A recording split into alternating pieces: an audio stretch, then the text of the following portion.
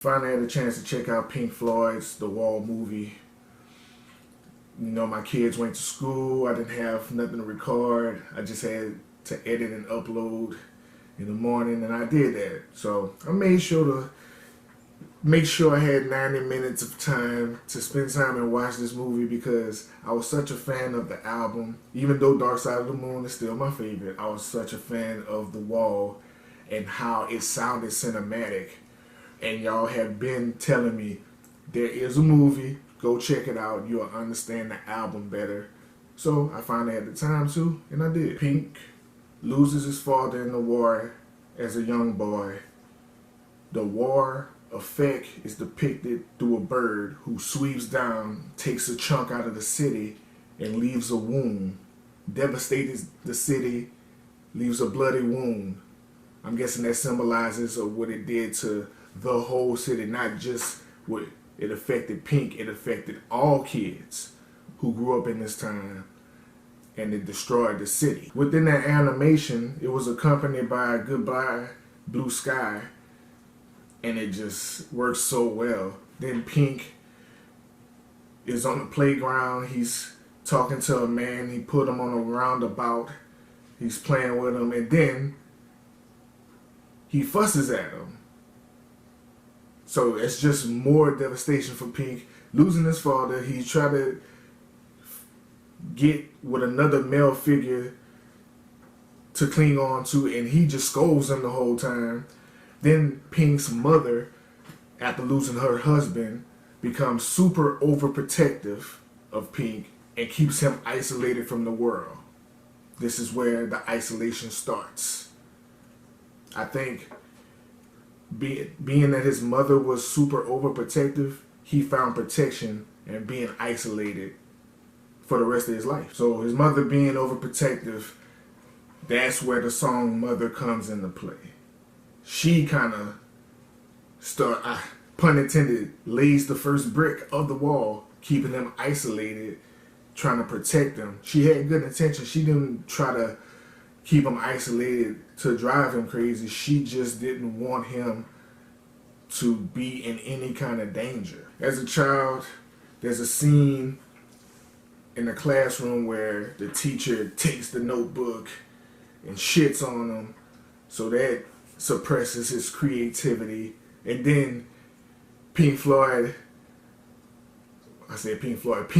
in his mind, the kids revolt, burn down the school, throw the teacher in the fire.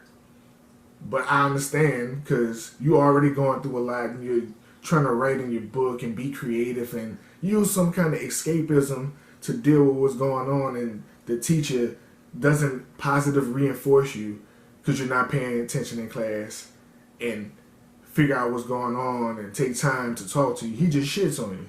I would daydream about burning that shit down too. And this is where another brick in the wall comes into play, and the kids are walking with masks on in their face, they're unrecognizable, and there's this assembly line where the kids are forced to work, and then the kids are walking into a meat grinder.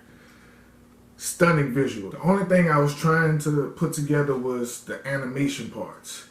I think from what I would take from it, a lot of the animation parts were Pink imagination.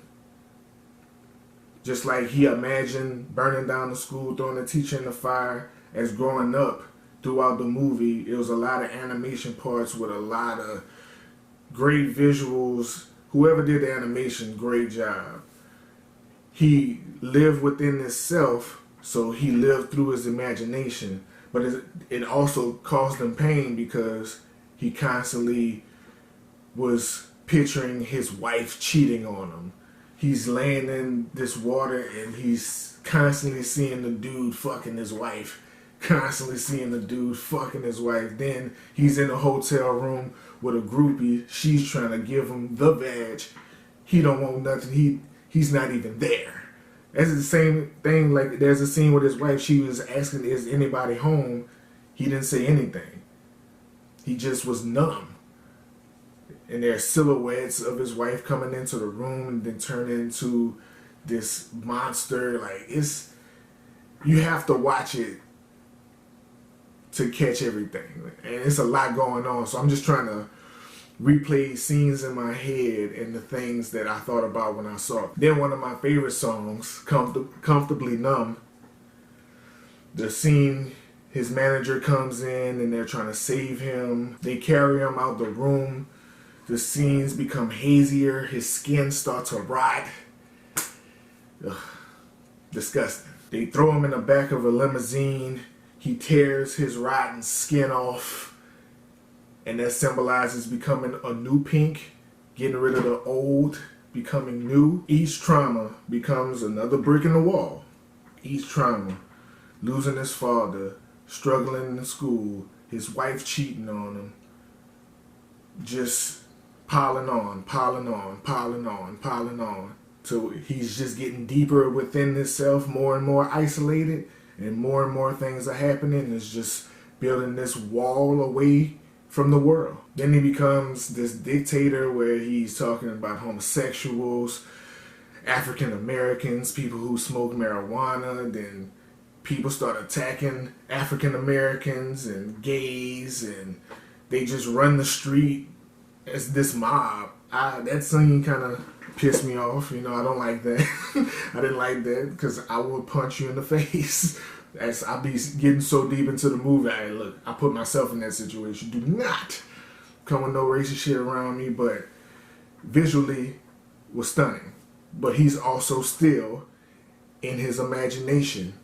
That's why I say the animation scenes, along with this scene and a lot of the scenes, most of the action scenes is just him living in his own head. These things are not really happening, but it's happening in his head. Overall, the film captures what isolation and overprotection can do to a child, what the loss of a parent, specifically a father to a son, can do to a child, and how it will affect them growing up. How negative reinforcements can also stifle a child's creativity from what the teachers did. They just did a great job of capturing and keeping you involved in the film with the music, with the crazy morphing animation. It just captures everything. It's hard for me to explain it with the animation and live action, how they mixed it together and captured everything from the overprotected mother, the cheating wife, the abusive school. They caught it all. It was fun to watch. It didn't make me love the album more than I already loved it. You can say this was a 90-minute long music video, but if you're a fan of Pink Floyd and you haven't watched this movie, but you listen to the album, go watch the movie. I can guarantee you will enjoy it. I guarantee it.